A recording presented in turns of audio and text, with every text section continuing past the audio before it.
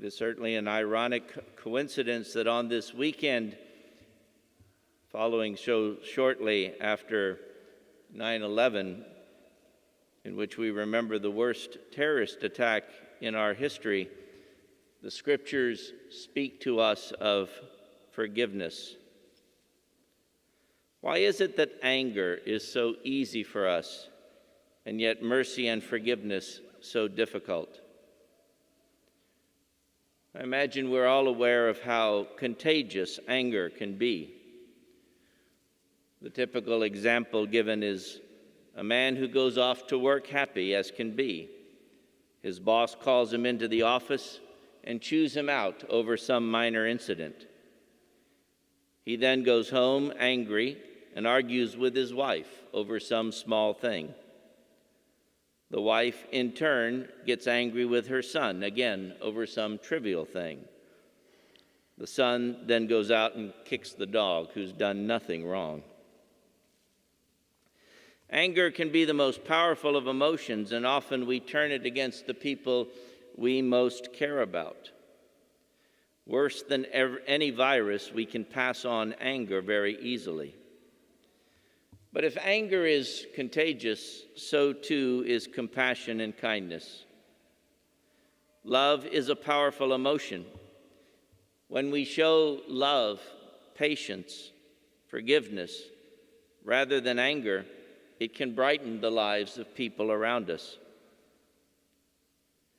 Now, I say that in spite of the parable that Jesus tells us to the contrary, because Jesus tells of a person who is shown great kindness and mercy, but the person to whom this was shown turns and treats others with contempt and heartlessness. Of course, the parable is designed to remind us that we are all beneficiaries of God's immense mercy and forgiveness. If we have been forgiven so much by God, then should we not show mercy and forgiveness to others? The answer is a resounding yes. The book of Sirach, our first reading, makes this clear. Wrath and anger are hateful things, yet the sinner hugs them tight. And again it says, forgive your neighbor's injustice. Then when you pray, your own sins will be forgiven. God's mercy is ours for the asking. So forgiveness should be the very first thing in our hearts. There is, however, another weakness that I believe often intrudes in our ability to forgive, and that, unfortunately, is pride. In reading today's gospel, I tried to imagine myself in the position of the thankless servant. Why, when he was forgiven such a large debt, could he not find it in his heart to forgive the debt of another? At first, I thought greed might be the answer. Perhaps he thought, now that I'm out from under such a large debt, if I actually collect some of the debts owed me, I can live an easy life. On the other hand, maybe he was just a cruel person. Maybe he even thought his master was foolish for forgiving him his own debt. Ultimately, though, I think it was embarrassment, which is a consequence of human pride. He had had to beg for his life. Even though the master treats him with great mercy, perhaps he resented that he had to beg for that mercy. So when he, in turn, is presented an opportunity to be benevolent, his pride kicks in. Rather than seeing himself in the person asking for mercy, he felt the need to lord it over the other, to restore his wounded pride. When you think about it in that light, you might even think he had a kind of justification. Perhaps he was thinking, if only these people had paid me back when they should have, I would not have been in this position in the first place. I think most of Jesus' parables are meant to put us in the position of the sinner, because that is what we are so often. Still, it falls apart, because for whatever reason he owed the money, the end result is that he is forgiven his debt. He owes nothing. Rather than being grateful, rather than rejoicing in this fact and sharing his undeserved blessings, he instead deals harshly with his brother. If Jesus uses this parable to teach us about forgiveness and compassion, maybe it's a lesson we can apply to the flip side of the coin as well. For you see, all too often, anger and the need for vengeance leads to a downward spiral of violence, a cycle of destruction in which one act leads to another. I remember reading a series of fantasy novels about some magic swords that had been created to give their owners great power.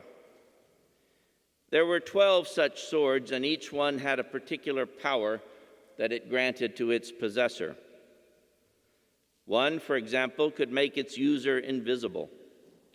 Another gave the user the ability to find any person or thing they were searching for. One of the swords was called the Sword of Vengeance. Its power was that when a person thought of their enemy and then threw the sword would travel any distance through any obstacle to strike straight at the heart of the enemy. Well, the story of this sword was that it fell into the hands of a member of a family that was feuding with another family, a blood feud. And so he thought of someone in the other family who had harmed a member of his and flung the sword. And of course, it struck his enemy straight in the heart. Then that family, when they found the dead member, saw the sword and realized what had happened. So they gathered all the family into one house, and they thought of the person that they believed had flung the sword and sent it back. And of course, it struck his heart.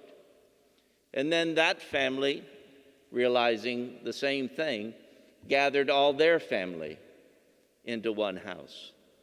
And one by one, each member of each family took a turn flinging the sword at a member of the other family, until all the members of both families were dead, save, of course, the last person to throw the sword, who then unsheathed his own sword and took his own life. You might say, well, that's an interesting story, Father. It's fantasy. Except that I saw something similar when I was the pastor of a North Side parish. That parish had many, many gangs in it. And one of the requirements of initiation into a gang was to take a vow that you would avenge any harm that came to one of your gang members. And brothers and sisters, I celebrated too many funerals of young people in that parish. So maybe Jesus' parable is also to remind us that if the cycle of mercy can be broken by an act of anger, so too can the cycle of violence be broken by an act of compassion. What then can we do to ensure that our children do not suffer the same fate? Because, brothers and sisters, I see a real danger on the horizon. I've heard a rumor, and people are rumoring about the fact that there is another civil war on the horizon, that all of our conflicts over politics and injustice are going to erupt in violence. And in some cases, we've already seen that. And I'd like to think it is just a rumor. I'd like to think that reasonable heads will prevail. I would like to think our Christian values, most particularly, will prevail. The last time we fought a civil war, according to the most recent historic statistics, 750,000 Americans died, 750,000. Imagine what such a conflict in the 20th century, 21st century would look like. So yes, we seek justice, and yes, we protect ourselves and our innocence against the violence of terrorists and others, absolutely. But seeking violence as an answer to violence is not the way of Christ. It was not the way of the early church, and they transformed a particularly violent empire. The scars of 9/11 are deep. Perhaps we've already achieved our vengeance. The mastermind of the whole thing is gone. And perhaps all we're left to do is mourn the dead, but the sadness still echoes in our hearts many years later. When Peter comes to Jesus, he says, "How often must I forgive? 7 times."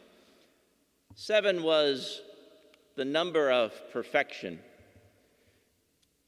Peter is trying to read it literally. Don't do the same. If you've got a list of people who you've forgiven, and one of them has 77 check marks by it, that doesn't mean you don't give them forgiveness the next time. Jesus doubled down on Peter. He said, "You must be perfect in forgiveness. As often as you are asked to forgive, if you have me in your heart, you will forgive. You will forgive." That, brothers and sisters, is the imperative of our gospel today.